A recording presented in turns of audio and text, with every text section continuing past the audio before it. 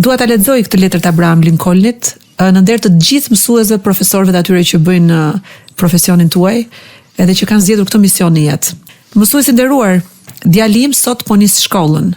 Për një farkohë gjithçka do të jetë e re dhe e çuditshme për të, dhe unë do doja që ju ta trajtoni me butësi. Ai do të mësoj se jo të gjithë njerëzit janë të drejtë, jo të gjithë janë aq të sinqert, por ju lutem mësojeni atë që për çdo maskara ka një hero dhe që për çdo politikan egoist ka një lider të përkushtuar. Mësojeni atë që për çdo armik ka një mik dhe që më shumë vlen një monedhë fituar me ndershmëri sesa një thes me para të gjetura. Mësojeni të humbas me dinjitet dhe të fitoj me modesti. Mësojeni të mos ketë zili ata që fitojnë me hile dhe të mos besoj që gjërat që duken shumë të lehta janë të arritshme.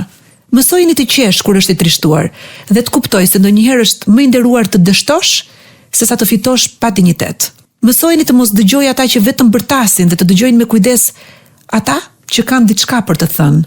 Mësojeni të shes talentin dhe mendjen e tij, por kurrë të mos e shes shpirtin e tij.